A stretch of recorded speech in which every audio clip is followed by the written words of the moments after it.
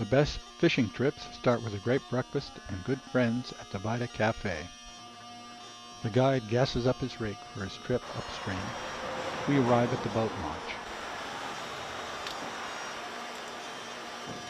Clayton, our guide, launches the boat. Our two fly fishermen are full of anticipation for the day. This is the setup we're going to be fishing mostly today, and it's our hopper dropper setup. I've got our popper up there, big Chernobyl, posse bugger in the middle, about 2 feet below it, another 1.5 feet to our bottom pheasant tail there. And I would say the fish today, especially with the sun out, they're going to be eating that probably 90% of the time.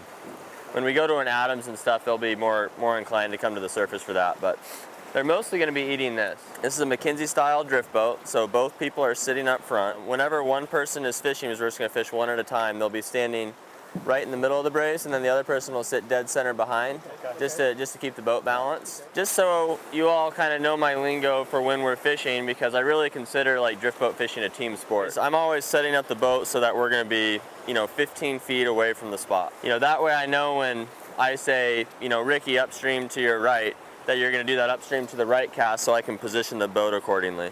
And then, same with the left. But there's really 2 basic casts we'll be doing today, and we'll be doing variations of both those casts off of either side of the boat. And the upstream cast, I'm sure you all have done it, but I'm just kind of going over it here. This is just our upstream cast right here. We throw it upstream, let it float down. It's going at the same speed of the current. If it goes under, I set the hook really hard. It's still a little wet for me putting that floating on. I'm just going to dry it off a little more. Sideways or straight up on the Hooksett? Well, on the Hooksett, you always want to be setting downstream. So if you kind of look at my hand here, I'll show you real quick. So we're floating the fly into his mouth, right? I always want to pull it this way. Okay. Yeah, so the trout's always going to be facing upstream. So if I cast to my right, I want to set over my left shoulder. If I cast to my left, I want to set over my right shoulder. Yeah. But yeah, once again, this is just our upstream cast. We just lob it up here. In this particular spot, it looks like it might need a little mend to the right. Just point our rod tip back at the fly. You all have done some fly fishing before, and you just want that fly floating at the exact same speed of the current. That's what the fish want. But yeah, that's our upstream cast. Upstream to the right is what we'll call that. And we would do the same thing to the left here. We're not going to right now because it's too shallow and we'd get hung up. The other cast we'll do, I'm going to do it real short here just so I don't get hung up in the trees. But I'll say either straight across to the right or straight across to the left. This is a cast we'll be using a lot as the boat's moving. And the reason is when I throw it straight across like this, that's just our straight across cast. When it lands, the boat will be moving at the same pace of the flies. So if we throw it behind the boat when the boat's moving, generally speaking, we're going to drag the flies with the boat, which is an unnatural presentation.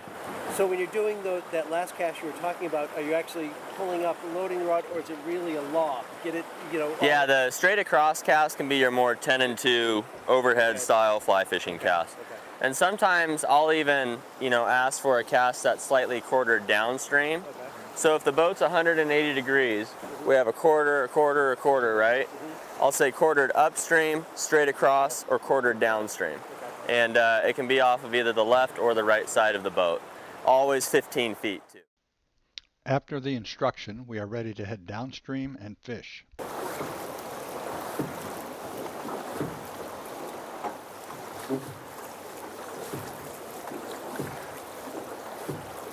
Just a little bend to your left. There you go. Hard hook set over your right shoulder. Yeah, one more, a little further, real quick. There you go. Just let it keep floating there.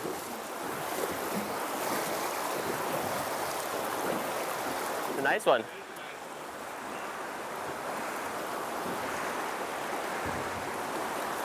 Bring him up here, George. There you go. The first fish on, the guide will land and release the trout. Nice.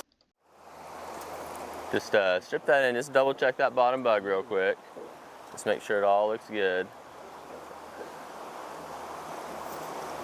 Just kind of hold it high here. It's too shallow there, George. It's kind of day to day. Like sometimes I'll find myself just fishing the single dropper. That works real good too. But the double one, it fishes so great in that 4 to 5 foot depth. So it's hard to use anything else. It ain't broke, don't fix it. Yeah, exactly. Yep. But after this rapid here, George, it's going to be tight to our left with not a very lengthy cast. And we're going to be hauling butt through here, so you want to throw it straight across, if not slightly down.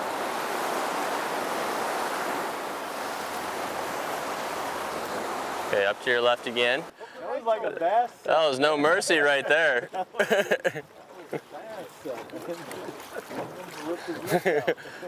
That's what we're talking about. Let him run if he wants. Big fish. Nice one.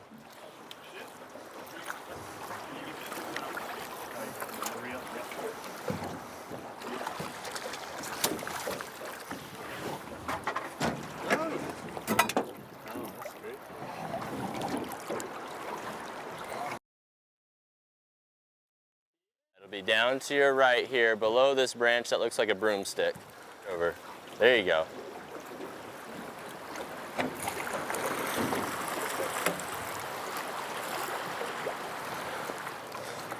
Good. Always ready for that hook set.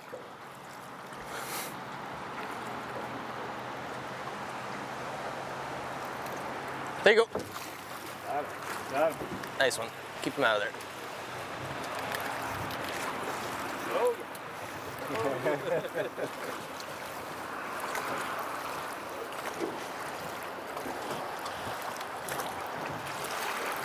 Let him run if he wants.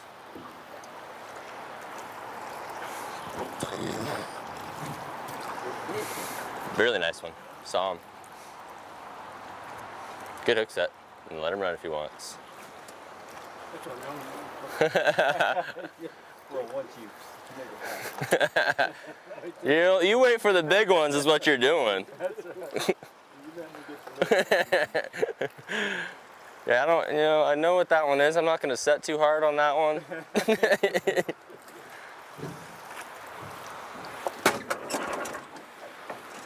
Right, we'll go right side here. Beauty there. Oh yeah. Oh, sorry. You're good. Wow, nice fish.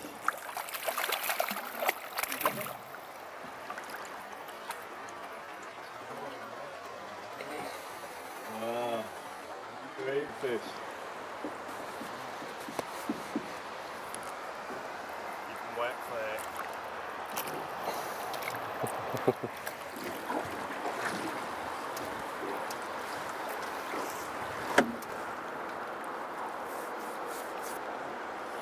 Yeah, let's keep that going. That looks good. Ready for that hook set over your left shoulder. Just keep that floating. That looks good. Just feed it some slack there. Just give it a little line, Ricky. Nice. Keep that floating. Looks great.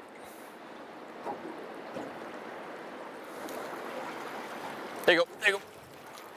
Nice.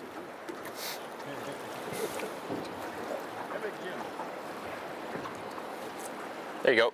Nice.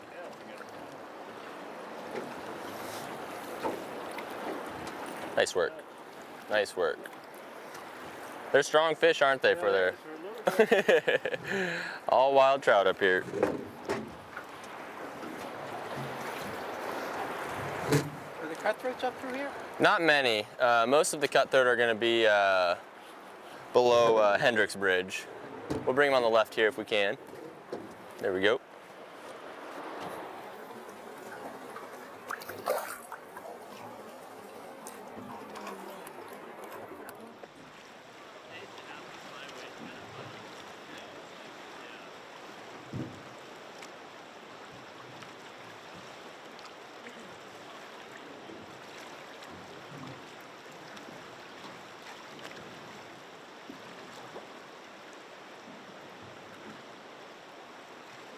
Nice. There you go. Right back in.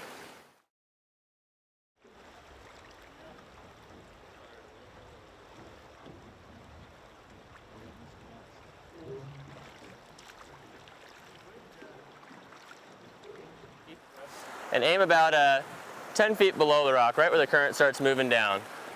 Nice high rod. Okay, one more in there. You can see that stick. There you go. Yep, watch that one.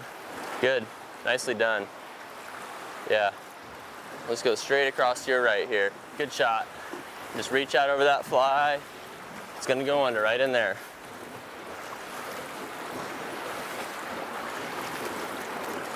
Nice. Okay, just like 2 feet further over to your right, just straight across. Good. Yep. Watch that one. There you go. Straight across to your right there. Nice.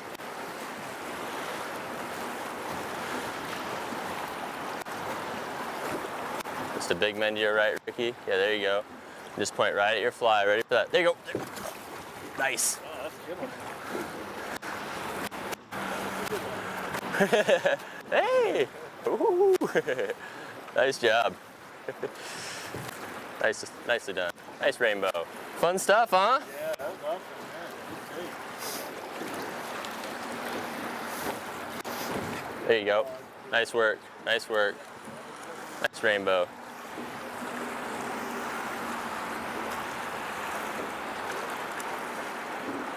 We'll bring him on the left side here. I'll probably just do this one real easy with my hand.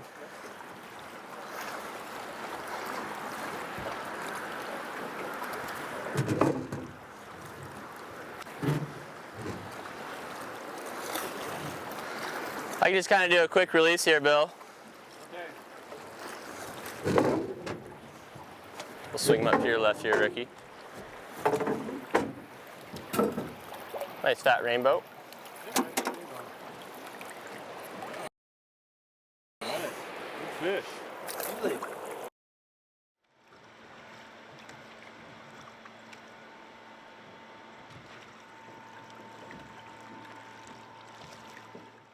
The guide stops to change the setup. Little fella. Yeah.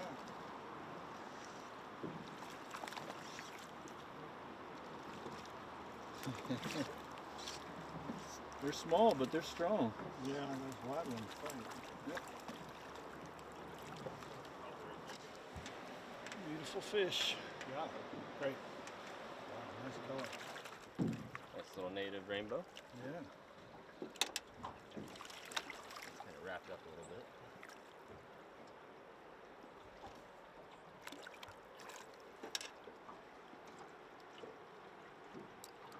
Beauty. Oh yeah. Oh yeah.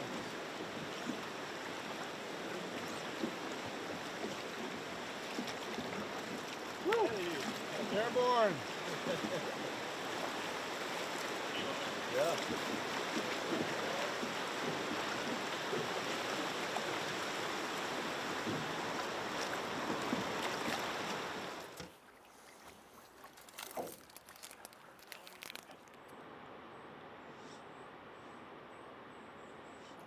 Nothing wrong with Mr. Whitefish. I want to get a shot of it. Do you want a shot of it, Bill? Yeah. Now, generally, if you flip them upside down, they'll calm down. Look how beautiful it is. Yeah. Even the guide gets in a little fishing along the way.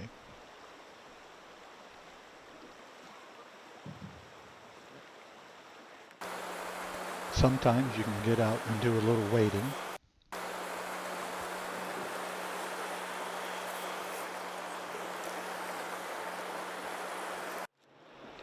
The day is coming to an end as we arrive at our takeout point.